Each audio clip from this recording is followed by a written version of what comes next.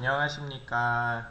네, 지금은 1월 달인데요. 이제 곧 3월 달이 되면 우리 학생들이 입학을 하게 되죠.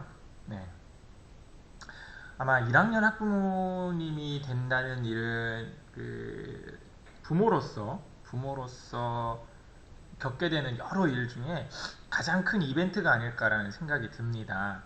그런 만큼 학교 생활에 대해서, 아이의 학교 생활에 대해서 불안하고 궁금한 점이 상당히 많을 줄로 압니다. 그래서 이 자료는 사실 저희 진천 상신초등학교 신입생 학부모님들을 위해서 만들고 있는데요. 혹시라도 네, 저희 학교가 아니어도 다른 분들도 혹시 궁금한 점이 있다면 함께 봐주시면 아이의 학교 생활에 도움이 되지 않을까라는 생각이 듭니다.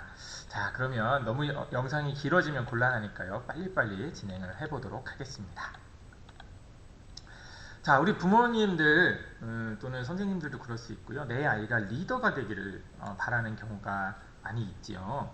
내 아이가 리더가 되면 좋습니다. 네, 하지만 우리가 살아갈 사회는, 학교는 특히 아이들이 서로 어울려서 살아가는 법을 배우는 작은 사회 단위라고 볼 수 있습니다. 그래서 남들보다 더 앞서가기를 바라기보다는, 남들을 앞에서 끌어가기를 바라기보다는 함께 하는 즐거움을 알려주는 곳이 학교라고 보시면 좋을 것 같습니다. 그래서 아이가 학교에 다닐 때 학교에서 발표 잘했어? 선생님 말씀 잘 들었어가 아니라 오늘은 어떤 친구와 어떤 일을 했어? 뭐 도움이 필요한 친구는 없었어? 어떤 도움을 받았어? 줬어? 이런 걸 물어보는 것이 아이의 사회성 발달에 훨씬 좋지 않을까라는 생각을 하게 됩니다. 지금 제가 이렇게 말씀을 드리고 있지만 어떤 교육학적 전문적 지식을 가지고 말씀드리는 것은 아니고요. 제가 한 20여 년 교사 생활을 하면서 느낀 점들을 말씀드리는 거니까요. 뭐 잘 알지도 못하는 사람이 이렇게 얘기를 해 하시지 말고 한번 들어보시고 괜찮으시면 우리 아이에게도 한번 적용해 보시면 좋을 것 같습니다. 이 그림이 패러디가 되기도 했고 많이 나오던데요, 요즘. 자, 평등과 공평에 대한 이야기를 안 할 수가 없습니다.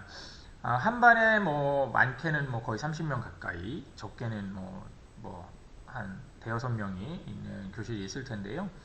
모든 아이들 담임선생님이 똑같이 대한다는 것은 불가능한 일이라고 볼 수 있습니다.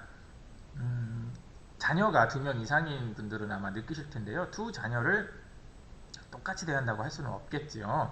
자, 모든 아이들을 똑같이 대하는 것은 평등할 수는 있어요. 똑같이 하나씩 주는 건 평등할 수 있지만 공평하다는 생각은 아닙니다. 선생님들은 모든 아이들을 사랑합니다. 그러나 똑같이 대하진 않고요.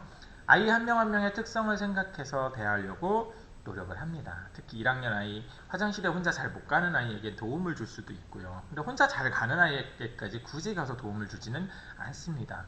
또 다른 과제를 잘 할 수 있게 도와주겠죠. 지금 그림에서도 보다시피 야구 경기를 똑같은 단을 놓고서 볼 것이 아니라 잘 안 보이는 아이에게는 2개의 단을 놔주면 잘 볼 수 있겠죠. 이게 교육의 모습이 아닐까라는 생각을 해봅니다. 이 영상은요, 제가 보여드릴 수가 없을 것 같아요. 아마 저작권 때문에. 사진으로만 말씀을 드리면, 여기 있는 이 아이가 지금 의족을 하고 나타났는데, 다른 아이들이 저 모습을 보고 꺼리낌을 갖는다든지 하는 것이 아니라, 와, 너의 새 다리구나 라고 하고 받아들여 줍니다. 네. 학교에 아이들이 처음에 가면 1학년 시기는 특히나 나와 생각이 다르거나 또는 아이들이 좀 자기중심적으로 많이 생각을 해요. 그건 정상적인 발달 과정입니다. 그럴 때 제가 나와 다르게 생각을 하는데 그걸 인정하지 못하는 경우가 많아요. 그래서 사람은 누구나 서로 다르다라는 것을 지금은 이제 제가 약간 극단적으로 이제 외모나 이런 장애를 말씀을 드렸지만, 성격이 다르거나 뭐 이럴 때 그 아이 그럴 수도 있어, 그렇구나 정도로 해주는 것이 좋습니다. 그 아이 이상하네 뭐 이렇게 하면 그게 고착화가 될 수가 있기 때문이지요. 제가 이 모소대나무 이야기를 다른 데서도 많이 하는데요. 우리 아이들 다 키워보셨지만 걸음마 연습은 언제가 가장 좋으냐면요, 아이가 걸으려고 할 때입니다. 네. 그래서 다른 아이와는 비교하지 않고 기다려주는 여유가 좀 필요한데요. 모소대나무 이야기를 잠깐 들려드릴게요. 중국의 극동지방에서만 자라는 희귀종 모소대나무는요, 씨앗이 싹 트고 나서 정성을 다해서 농부들이 키우지만 4년이 지나도록 3cm, 죽순 정도로밖에 자라지 않는다고 해요. 다른 지방 사람들은 이걸 보고서 아니 저렇게 안 크는데 저걸 뭐하러 키워? 이렇게 얘기를 한다고 하는데요. 5년째가 되는 날부터 무려 하루에 30cm가 넘게 자라서요. 6주 만에 약 15m 이상 자라게 되고 순식간에 울창한 대나무 숲이 됩니다. 자, 4년 동안 3cm의 성장에 불과했던 모소대나무는 폭발적인 성장을 하는데, 자, 그러면 그동안 놀고 있었던 거냐? 단지 6주 만에 이렇게 빽빽한 숲이 된 거냐? 그게 아니라고 하지요. 4년 동안 땅속에 수백 제곱미터에 이르는 뿌리를 뻗치고 있었던 거예요. 학교에 보내보면 저 집 아이는 글도 잘 읽어. 저 집 아이는 벌써 두꺼운 책을 보내. 우리 집 아이는 글도 모르는데. 자, 이렇게 되면 아이도 초조해지고 부모님도 초조해집니다. 조금은 기다려주는 것이 우리 부모 된 사람들에게 필요한 마음이 아닐까. 네, 저도 초등학교 다니는 아이를 키우고 있는 부모입니다. 그래서 더 말씀드릴 수 있을 것 같아요. 우리 모소대나무의 교훈처럼 우리 아이가 때로는 조금 늦더라도 이것이 성장하고 있는 것이 아니라 나중에 쭉 성장하기 위한 지금 밑바탕을 잘 쌓고 있는 거구나 라고 생각해 주시면 좋을 것 같습니다. 자, 내 아이를 정말 사랑한다면, 아이를 사랑하지 않는 분이 어디 있을까요? 네, 내 아이를 사랑한다면 칭찬보다는 응원을. 우리 한때 칭찬은 고래도 춤추게 한다라는 책이 유행을 했었지요. 그런데 제 생각은 그렇습니다. 고래가 해야 될 일은 춤추는 것이 아니지요. 네. 칭찬은 때로 잘못하면 엉뚱한 방향으로 갈 수 있습니다. 아이가 예를 들어 학교에서 시험을 봐서 100점을 맞았을 때 우와 너 멋지다 라고 얘기를 하는데요, 100점 맞은 것과 멋지다는 관계가 없습니다. 100점을 맞았을 때는, 예를 들어 100점을 맞았을 때는 와 열심히 노력하더니 좋은 결과가 있었구나 정도로 이야기를. 그래서 앞에서 멋지다 이건 칭찬이 잘못된 칭찬일 수도 있고요. 부모가 항상 네 편이다, 너의 편이야 라고 응원을 보내주는 것 좋은 태도가 아닐까라고 생각이 듭니다. 얼마 전에 제가 어디서 읽은 글 중에 이런 글이 있습니다. 난 언제나 네 편이야. 네가 만약 네 편이 아닐 때에도 라는 말이 있습니다. 아마 대부분의 부모님들이 우리 아이 편이지 않을까요? 네. 그 다음 재촉하기보다는 기다림을, 비교보다는 배려를. 네. 야 옆집 누구는 이렇게 한다는데 너는 왜 그래? 이러면 만약에 반대로 아이가 옆집 아빠는 이렇게 한다는데 아빠는 왜 그래요? 옆집 삼촌은 이렇게 한다는데 삼촌은 왜 그래요? 이러면 상처받으시겠죠? 네. 그 다음 의심보다는 믿음을인데요. 아이들은 요 시기에 1학년, 2학년 시기에 때론 거짓말을 합니다. 알고도 살짝 속아주는 것도 필요하고요. 그게 너무 과하지 않다면 말이겠죠. 너 지금 거짓말이지? 하면 이 아이는 위축되게 됩니다. 그랬구나 라고 해줄 수 있었으면 좋겠습니다. 자, 이제 본격적으로 슬기로운 1학년 학부모 생활이라고 제가 적었는데요. 아이가 1학년이면 부모님도 1학년이라는 마음을 가지시면 좋을 것 같아요. 나는 예전에 학교 다녔으니까 내가 옛날에 1학년 다녀봐서 다 알아. 이게 아니라요. 처음 시작한다는 마음으로 해주셨으면 좋겠습니다. 좀 서툴더라도 그렇게 진행을 해주셨으면 좋겠고요. 아이들이 학교에 가면 다투는 일이 종종 생겨요. 왜냐면 집에서 한두 명, 형제끼리 2명만 있어도 다투잖아요. 근데 막 20명 넘는 아이들이 교실에 있다 보면 의견이 다르고 다툽니다. 제가 여기엔 너무 극단적으로 썼을 수도 있는데요. 때로는 일부러 싸우게 하고 화해하는 과정을 배우는 것이 중요합니다. 이 화해하는 과정에서는요, 단순히 그냥 미안해 하고 사과만 하고 끝내는 것이 아니라 내가 내 감정을 바라보는 거죠. 난 무엇 때문에 화가 났는지 보고 그렇게 행동하지 않도록 하는 그런 과정을 거치는 것이 좋습니다. 제가 어디서 들은 얘기인데요. 초등학교 1, 2학년에 학폭 사안이 많이 일어난다고 합니다. 근데 너무 사실 무서운 얘기죠. 아이들에게 학폭 가해자, 피해자라는 말을 쓰는 것이. 물론 아이들이 학교 내에서 서로 주먹 다짐을 한다든지 하는 일은 없어야겠지만 간혹 그런 일이 있더라도 내 아이만 또는 다른 아이의 잘못만 이렇게 생각하기보다는 아이가 잘 화해하고 감정적으로 한 단계 올라설 수 있도록 하는 것이 중요할 것 같습니다. 그 다음에 학교와 교사에 대한 신뢰, 이거 되게 중요한데요.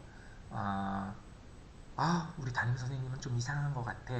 막 이런 얘기, 물론 그런 담임 선생님이 있으시면 안 되겠지만요. 이게 이럴 때 아이가 그걸 듣게 되면 아이는 담임 선생님이 부모님이 담임 선생님 흉을 보네? 담임 선생님 안 좋은 사람인가 봐. 이렇게 되면 그 신뢰가 깨지면 그로부터 아이의 학교 생활은 담임 선생님을 믿지 못하기 때문에 혼란스러워하고 힘들어질 수 있습니다. 제가 동화를 쓴 게 있는데요. 제목은 소개하지 않겠습니다. 괜히 제가 제 책 파는 것 같아서요. 거기 보면 부모님들이 문자로 선생님 욕이죠. 선생님, 담임선생님께 흉을 보는 것을 아이가 보게 돼요. 그러면서 그 혼란을 겪는 과정이 잠깐 나오는데 혹시라도 담임선생님이 아이들 지도하는 과정에서 좀 이거는 아닌데 라고 생각이 들면 담임선생님께 따로 연락을 해주시는 게 좋을 것 같아요. 네. 물론 너무 늦은 시간에 막 연락한다든지 이러면 저희 교사들도 사실 생활을 하는 사람들이잖아요. 집에 가서. 그래서 그런 부분도 조금 생각을 해서 연락을 해주셨으면 좋겠습니다. 예전에 있었던 이야기인데 무슨 나비 박사님 이야기가 있어요. 학교에서 담임 선생님께서 어떤 나비를 보고 그 나비의 학명을 잘못 얘기를 해주셨는데 나비 박사님이 담임 선생님 얘기가 맞다. 아이한테 이렇게 얘기를 했다고 합니다. 그건 되게 현명한 방법인 거예요. 나비의 이름은 잠깐 잘못 알 수도 있지만 아이가 선생님을 믿는다면 아이는 앞으로 성장하는 데 큰 도움이 되거든요. 자, 그런 부분을 한번 생각해 주셨으면 하는 바람입니다. 네. 이제 궁금해요 1학년이라고 제가 꼭지를 정했는데요. 아마 부모님들이 궁금하실 것 같은 것 또는 제가 1학년 담임 선생님들 또는 주변에서 1학년에 입학하기 위해서 기다리는 분들에게 좀 물어봤어요. 어떤 게 궁금하냐 1학년에 가면. 그래서 물어봤던 질문들을 몇 개 뽑았는데요. 네, 아이가 아직 한글을 몰라요. 어떻게 해야 하나요? 인데요. 한글을 모르는 것은 당연합니다. 어떻게 보면 요즘 너무 한글을 미리 익히게 해서 문제가 되는 거예요. 아까 제가 걸음마 이야기를 했지만 이제 갓 태어난 아기한테 걸음마를 시킨다고 생각해보면 그건 폭력이거든요. 유럽의 일부 국가들에서는 모국어를 7살 이전에 가르치는 것을 엄격하게 금지하고 있다고 합니다. 네. 아이들은요 약 8살, 9살 정도가 되면 언어가 폭발적으로 증가합니다. 그렇기 때문에 너무 이른 시기에 한글을 막 알아야 된다고 그렇게 주입하지 않으셔도 됩니다. 네. 오히려 학교에 가서 친구들과 어떻게 지낼지를 먼저 이야기를 해주시면 좋고요. 한글을 잘 모른다고 하더라도 이때 상당히 중요한 것은 부모님이나 선생님이 책을 읽어주는 방법은 상당히 좋아요. 네. 그림책을 글자를 몰라도 단지 그림책을 읽을 때 글자를 이건 무슨 글자야 무슨 글자야가 아니라 그냥 내용을 들려주는 게 좋습니다. 많이 들으면 그만큼 나중에 잘 할 수 있습니다. 그래서 너무 초조하게 생각하지 마시고요. 실제로 1학년 교육과정에 글자를 익히는 게 나와요. 그런데 너무 일찍 글자를 익히고 나면 그 수업이 재미가 없어집니다. 너무 쉽거든요. 인간은 약간 어려운 과제에 도전하는 것을 좋아하는데 아이 때부터 너무 어릴 때부터 시시하고 재미없어지면 학교라는 곳이 지루한 곳이 될 수 있거든요. 네. 한글 아직 몰라도 되니까요. 특히나 유치원 교육 과정에서는요 한글 문자 교육을 안 하는 것이 맞는 겁니다. 네. 그래서 너무 조급하게 한글 모르는데 어떻게 이렇게 안 하셔도 될 것 같습니다. 물론 담임 선생님께 우리 아이 아직 한글 잘 모릅니다. 지도 잘 부탁드려요 라든지 이렇게 적는 게 있을 거예요. 1학년 입학하면. 그런데다 정보를 알려주시면 담임 선생님께서 잘 지도해 주실 겁니다. 네, 두 번째요. 이런 경우 많이 있습니다. 입학 후에 아이가 학교 가기 싫다고 하고요. 실제로 학교 정문에 왔다가도 막 교실로 안 들어가려고 떼쓰고 한참 울고 이런 경우들도 있어요. 네. 그러면 부모님들은 어떻게 생각하시기가 쉽냐면 담임선생님이 너무 무서운가? 혹시 학교에서 우리 아이를 괴롭히는 아이가 있나? 근데요. 그런 경우보다는 유치원 교실과 학교 교실은 상당히 많이 달라요. 유치원은 대부분 바닥에서 생활하고 신발을 벗고 다니고 바닥에 앉고 이런 생활을 하는데 아무래도 학교는 의자에 앉고 책상이 있고 아이가 불편할 수밖에 없습니다. 그러다 보니까 새로 적응하는 과정에서 가기 싫어할 수 있어요. 네. 그러면 우리 아이는 무슨 문제가 있나? 이렇게 생각하실 필요도 없습니다. 천천히 조금 기다려주시면 오는 경우가 있어요. 첫날은 안 오려고 하다가 한 20분 동안 막 바깥에서 안 오려고 하다가 그 다음날은 한 10분 걸리고 5분 걸리고 근데 이런 아이들이 한두 달 지나면요 학교 더 즐겁게 다닙니다. 새로운 환경에 적응하는 과정이니까요. 우리 아이들 왜 요 시기의 아이들은 뭐 1월달에 태어난 아이와 10월달에 태어난 아이가 상당히 많은 차이 나잖아요. 그렇게 생각하시면 좋을 것 같아요.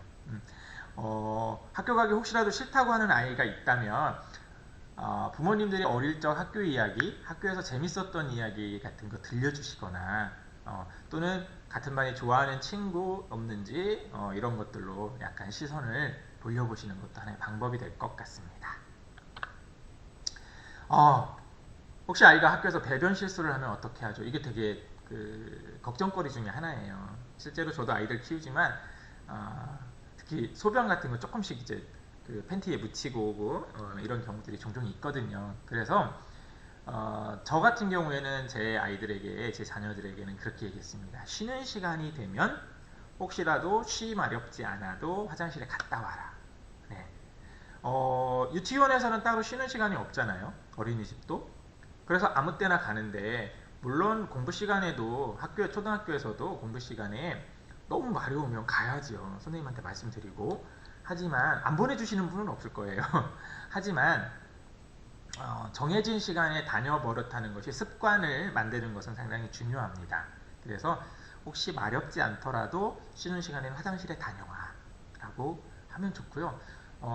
소변 같은 경우는 좀 덜한데 대변이 마려울 수 있잖아요. 똥이 마려울 때 그 똥을 누구 뒷처리하는 방법을 요 시기에 1학년에 입학하기 전에 가르쳐주면 좋을 것 같습니다. 유치원에서는 좀 선생님이 해주시기도 하는데 유치원 아이들에게 하는 영상들도 많이 나와 있더라고요. 유튜브에. 그래서 그런 걸 본다든지 휴지를 이렇게 접어요부터 나오는 게 있어요. 그래서 그런 연습을 자꾸 시켜주시면 좋을 것 같아요. 네, 그 다음에 이제 학교에서 이제 급식 문제인데요. 숟가락, 젓가락이 좀 크죠. 아이들에게. 그리고 안 먹는 음식이 있어서 급식 시간에 안 먹으면 혼난다. 뭐 이렇게 간혹 지도하시는 부모님들이 있어요. 집에서 김치를 안 먹는 아이에게 너 학교에서 안 먹으면 선생님한테 혼나. 근데 이거 되게 어떻게 보면 위험해요. 왜냐면요. 학교는 혼나는 곳이라는 인식을 심어주면 아이가 학교를 두려워하거든요. 급식 시간은 말 그대로 먹는 시간은 즐거운 시간이잖아요. 그래서 즐거운 시간이 될 수 있도록 그리고 혹시라도 아이가 어떤 문제로 못 먹는 음식이 있으면 담임 선생님께 미리 말씀을 해주시면 좋을 것 같아요. 네. 요즘 막 억지로 다 먹으라고 한다든지 이런 경우는 많지 않아요. 그래서 안 먹는 음식이 있을 땐 남기되 단 올바른 성장기 아이들이니까 그런 걸 위해서 영양 이런 걸 위해서 다 먹는 연습, 한번 먹어보는 연습 이렇게 해보시면 좋을 것 같습니다. 네. 주로 1, 2학년 아이들 둔 부모님들이 이런 걱정이 되게 많으세요. 돌봄, 방과후 교육. 학교마다 아마 돌봄 교실이 다 있을 거고요. 근데 모든 아이들을 다 돌봄에 받을 수가 없는 좀 대규모의 학교들은 그래요. 그래서 추첨을 한다든지 이런 경우가 생기는데 요즘은 지자체들에서도 또는 아파트나 이런 곳에서도 공동으로 돌봄 센터들이 생기는 곳이 종종 있는 것 같습니다. 이것은 사실 학교만의 문제라기보다는요. 우리 다른 부처들과 지역 사회와 함께 해결해 가야 될 문제라고 생각이 드는데요. 현실적으로는 모든 아이들을 다 돌봄에 받을 수가 없는 형편이라는 것을 조금 양해해 주시고, 학교에서도 거의 모든 학교들이 그럴 겁니다. 최선을 다하고 있어요. 네, 그 부분을 조금 양해해 주셨으면 하는 마음.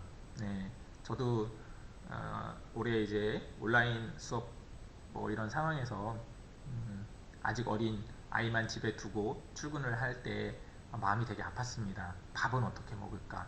실제로 막 보온 도시락에 이렇게 싸서 두고 오고, 혹시나 아이가 열지 못할까봐 살짝 닫아두고 이런 일도 있었습니다. 출근하면서 좀 슬프고 눈물 나고 이럴 때도 많았습니다. 부모님들 마음 많이 이해하고 있어요. 네.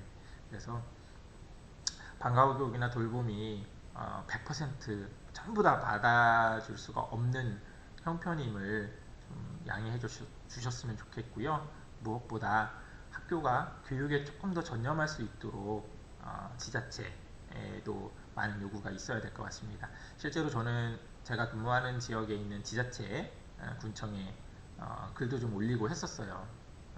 그래서 지역에서 이런 돌봄 센터들이 좀 생겼으면 좋겠고, 우리 아이들이 안전하게 학교에서 교육을 받고 돌봄을 받는, 또는 지역에서 돌봄을 받는 이런 상황이 되었으면 좋겠습니다. 네, 이 부분은 제가 시원하게 답변을 드릴 수가 없네요. 제가 무슨 정책을 하는 사람도 아니기 때문에 그 부분은 좀 양해해 주시면 좋겠습니다. 네, 온라인 수업이 이루어지면 어떻게 해야 되는지 걱정이 많으시죠. 네, 1학년 아이들 특히나 그렇습니다. 아직 스마트폰이나 이런 걸 빨리 주기도 좀 걱정이 되시고요. 근데 이제 대부분 학교에서 1, 2학년들은 학습 꾸러미가 좀 많이 나갔어요. 작년에. 그 까닭은 아이들이 너무 이른 시기에 영상 매체를 접하는 것이 좀 걱정이 되기도 했습니다. 그래서 원격 수업이라는 것이 사실 상호작용이 상당히 힘들어요. 네, 실시간으로 하는 경우에도 어렵고, 또는 한 방향으로 선생님이 수업자를 만들어서 보내는 부분도 좀 어렵기는 해요. 그래서 뭐 수업 시간이 너무 짧다라든지 뭐 잘 안 된다라든지 이런 이야기들이 많은데, 사실 학교나 학부모님이나 모두 처음 접하는 상황이잖아요. 그래서 서로 간에 어려움이 많이 있을 겁니다. 이제 학교도 지난해 경험을 토대로 조금 더 나은 방향, 조금 더 아이들이 잘 할 수 있는 방향을 해보려고 노력을 많이 하고 있으니까요. 좀 이해를 해주시면 좋겠고요. 특히나 1학년 신입생 들어오는 아이들의 경우에는 온라인 수업을 담임 선생님께서 어떤 방법으로 하는지 잘 확인하시고, 처음에는 좀 연습이 필요할 겁니다. 만약에 실시간으로 만나게 된다면 그 실시간을 할 수 있는 프로그램에 접속하는 방법, 그 다음에 거기서 지켜야 될 예절 같은 것들을 아마 선생님께서 지도를 해주실 것 같아요. 그거에 잘 해주시면 되고, 이와 관련해서 뭐 아이들 스마트폰을 언제 사줘야 되느냐 이런 걱정들이 되게 많으세요. 근데 주로 1, 2학년일 경우에는 특히나 아이가 지금 현재 어디에 있는지 소재 파악을 위해서 부모님들이 많이 사주시는데, 실제로 게임 시간이나 그 인터넷 사용 시간이나 이런 것들을 차단할 수 있는 프로그램들이 있더라고요. 그래서 그런 걸 활용을 해서 아이가 적절하게 사용할 수 있도록 하시면 좋을 것 같고요. 오히려 조금 고학년이 되면 스마트폰을 점점 멀리하는 방법도 좋을 것 같아요. 네. 왜냐하면 이제 고학년이 되면 어디 가서든 뭐 궁중전화는 별로 없지만 학교에 이제 그 전화기가 있습니다. 수신자 부담 전화기가 보통. 그래서 그걸로 연락을 한다든지 하기 때문에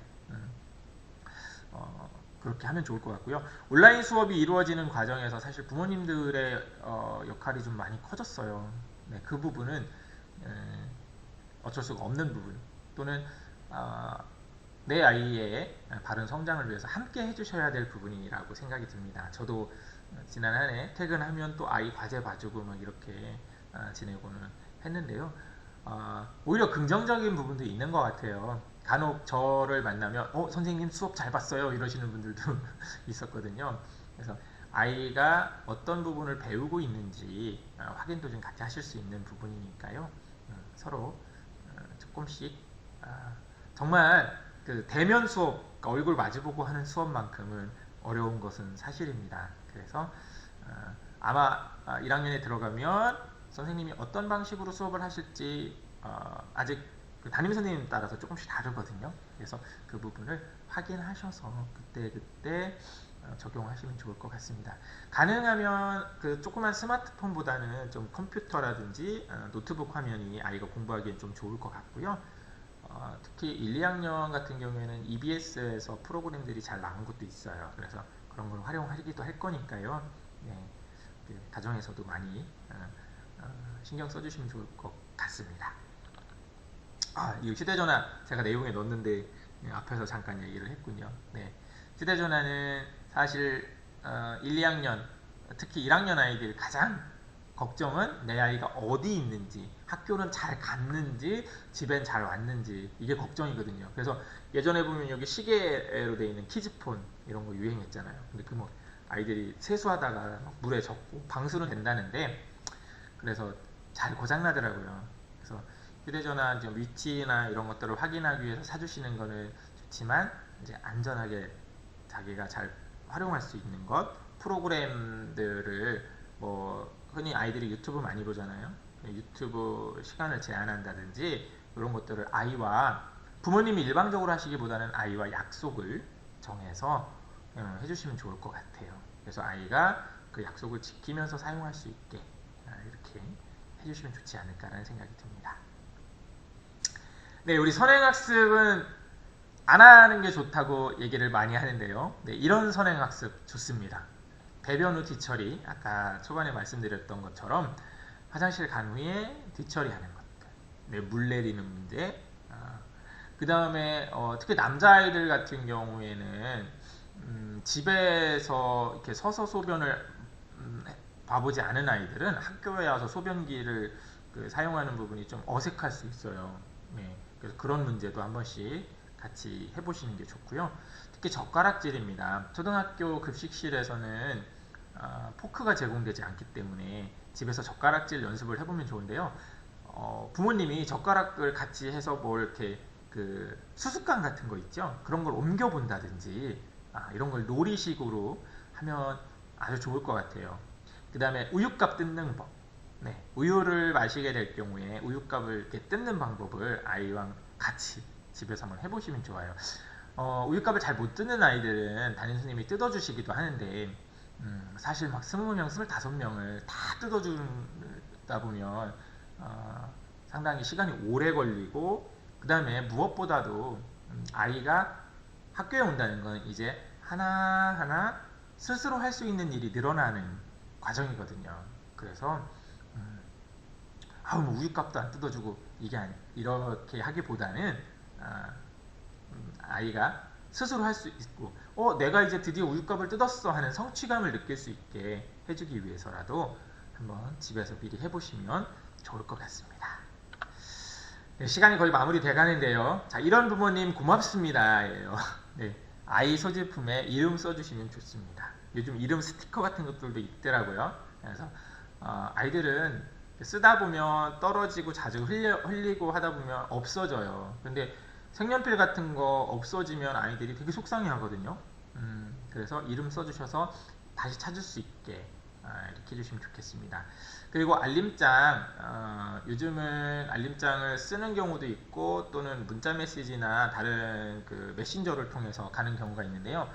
가능하면 꼭 확인을 한번 해주시면 좋겠습니다. 그리고 아이 가방을 확인해 주셔야 되는데, 가방 안에 안내장이나 이런 것들이 있을 수 있어요. 특히 1학년 초에는 그런 게 되게 많습니다. 뭐 스쿨뱅킹을 위해서 부모님의 정보를 학교에 보내주셔야지만 여러 가지 뭐 우유 먹는 경우 우유값이라든지 다른 일반적인 것들이 이제 행정적인 처리를 할 수가 있거든요. 그런 것들 잘 확인해 주시면 좋은데요. 이렇게 학교에 제출해야 될 서류는 기한 안에 이렇게 좀 제출해 주시면 좋아요. 특히 이렇게 L파일 같은 거, 투명 L파일 같은 게 있으면 거기에 넣어서 이건 꼭 내야 돼 라고 아이한테 한번 얘기해 주시면 습관이 되면 좋습니다. 근데 이게 습관이 안 되면 5, 6학년에 가서도 늘 안 갖고 오는 경우가 있어요. 오죽하면 그런 아이들이 가끔 가방은 블랙홀이라고 얘기를 합니다. 가방 안에 들어가면 없어져요. 아무리 찾아도 없어요. 근데 이상하게 부모님이 찾으면 있어요. 이런 일이 생기지 않도록 기한 안에 제출해 주시면 학교에서도 많은 도움이 됩니다. 자, 우리 부모님들이 한번 읽어보시면 좋을 책인데요. 조급한 부모가 아이의 뇌를 망친다. 그 다음에 초등학교 1학년 12달 이야기. 이건 초등학교 선생님께서 쓰신 책인데요. 부모나 또는 선생님께서 보셔도 참 좋을 만한 그런 책이에요. 저도 작년에 읽었는데 아주 재밌습니다.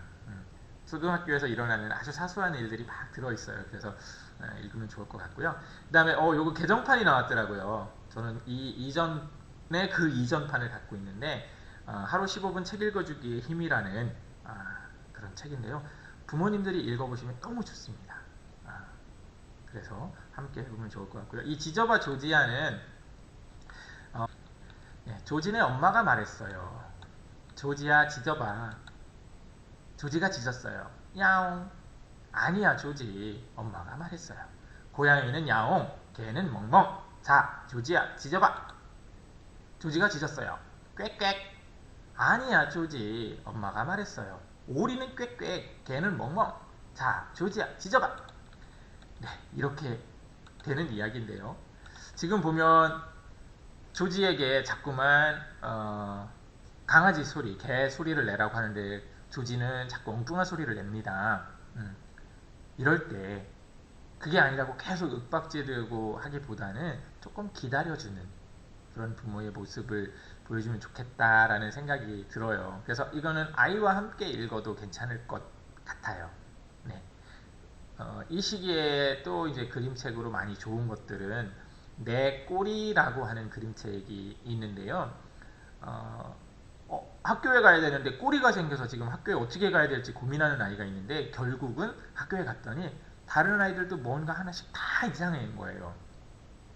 그 얘기는 뭐를 얘기하냐면 학교라는 공간에 대한 두려움을 좀 없애는 데 도움이 되거든요. 그래서 아이와 함께 그런 책들을 읽어보면서 이 시기를 준비를 하면 좋을 것 같습니다. 자, 이야기를 이제 마칠 때가 됐습니다. 우리 동지라고 하는 말이 있죠. 어떤 일을 하는데 뜻을 같이 하는 사람이라고 하는데요. 우리 교사와 학부모는 아이가 바르게 성장하도록 돕는 데 있어서 뜻을 같이 하는 사람이 아닐까 생각이 듭니다. 그래서 학교 교육에 참여와 소통으로 부모님들이 동지가 되어 주시기를 바랍니다. 감시의 눈초리로 학교를 보면 내 아이가 혹시라도 우리 선생님에게 부당한 대우를 받지 않을까라고 그런 눈초리로 바라보면 늘 안 좋은 면만 보이게 되거든요. 학교는 아이들이 어떻게 보면 단체 생활을 하는 거의 처음 단계의 사회라고 할 수도 있습니다. 주로 1학년 선생님들은 조금 경력이 많으시거나 이런 분들이 하는 이유는 그만큼 아이들을 많이 감싸 주실 수 있거든요.